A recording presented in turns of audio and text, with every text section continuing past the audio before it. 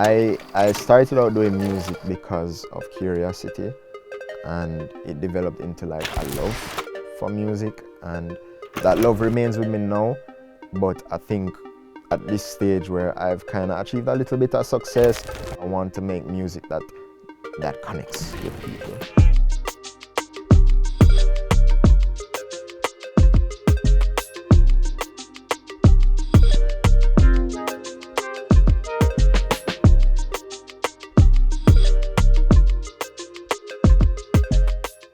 I think my sound is rooted in the culture, but the sound is literally limitless.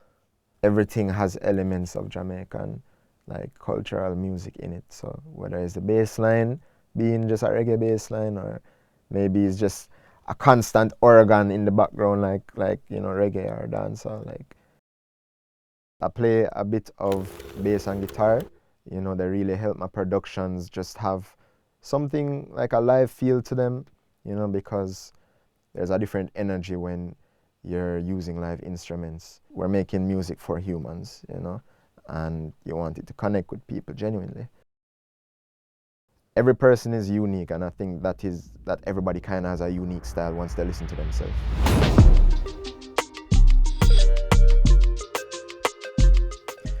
West Indies came about, what happened is I actually made the beat before anything else. I made the beat in 2019, and it was actually it was a remix for a song that I made. So there was like an a cappella for a song, and I just built the beat around that.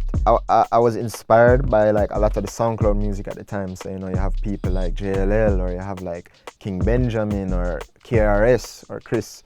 You know, there's a lot of people from that SoundCloud generation who they inspired me, and they were just young Jamaican youths a little older than me. So I had the beat for a while, and what happened is Koffee reached out through somebody, like a mutual connection, and unbeknownst to me at the time, Koffee was already familiar with not just my productions with, you know, Protege and whatever, but she was familiar with productions that I did for Kyrax, the same guy who I was working with from school days. Pulled up to the studio and was excited, a bit nervous as well, but just got to it straight away, like just set up my stuff and plugged in the speakers and started going through that rhythm folder, you know.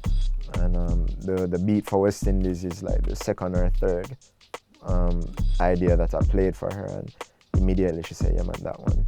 And she just sat down and started to write, and she just wrote for maybe like maybe 4 hours 3-4 hours, if so long. I was excited because I was like, yo, like there's a song being written to this beat.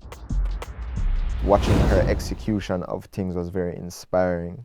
She's at the top level and she's young, so it's like, you know, even myself being not much older than her, I learned a lot from working with her.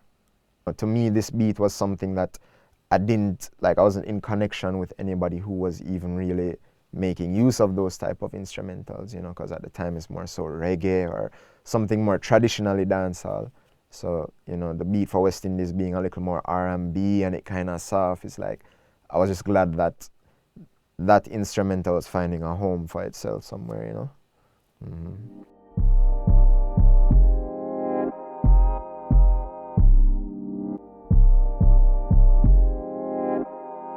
I think just the simplicity of it really allowed her to do her thing on it, and I think the simplicity is what catch people's ears too. I think at the time I was trying to go for like a hard-hitting dancehall-ish kind of beat, but also it has a little soft elements of R&B, you know, because I like pretty chords and stuff like that, but I wanted to make it just had to be a good balance between those two things, you know. So where I started out with this synth sound. It's just like a kind of harp. Let me play it for you real quick, let you guys hear it. And then what I did was I did a bass line. So of course dancehall, you know, you have your doop doop or boop boop. That's what them call it now. So, you know, yeah, boop boop, boop boop, yeah.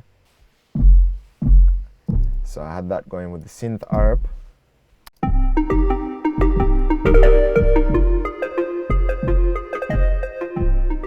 Yeah. So that's where I started from. And then I got the drums going because, of course, you need the drums them to line up with your bass line. Like, drum and bass is the foundation of a lot of Jamaican music, really. You start from Naya Bingi them, and then you have like the big bass drum, so I think that's the foundational thing for me as a producer. The bass and the drum them have to like have a little groove. Yeah.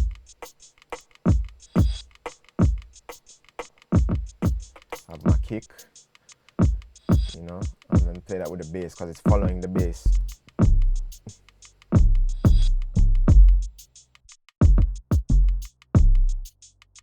Alright.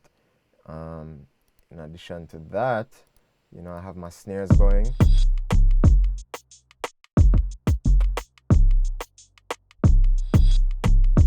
And then one thing where I think comes into my style a lot, I add a lot of percussive elements and just pan them. So maybe I'll have like hi-hats and some shakers, or there's some percussion loops that I just get from random places. So there's this shaker loop.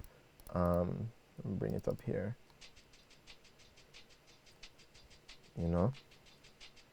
Just keeping a groove. I use a transient plugin on it just to make it feel a little sharper. Without it, it sounds like this, kind of dull.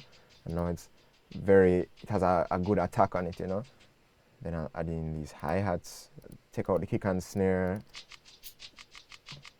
and all these different elements. Yeah. And this hi-hat is very stuttered as well. Let's look in the piano roll and see how that looks. So some of the notes are shorter, way shorter than the others because it gives it a very choppy feel. It's like you play it on a keyboard and, it's like you have to let go off it quicker, and that gives it a better groove to me.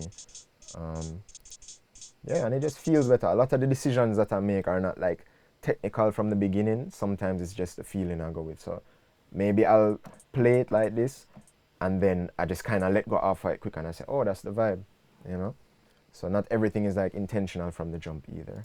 So the synth chords, which you hear at the intro,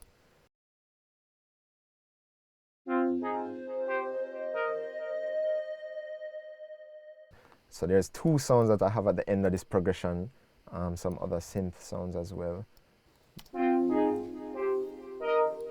Just this weird thing, it's just two notes. Yeah, just like that. And it's so interesting what chords can do, because chords are just like a combination of notes. And it's just two notes coming together that it sounds almost like harmonies, and it adds so much, but you're not really doing that much either. And I also had this little sound playing along with it, which is this other plugin here. Yeah. Let me play it all together and see what with everything.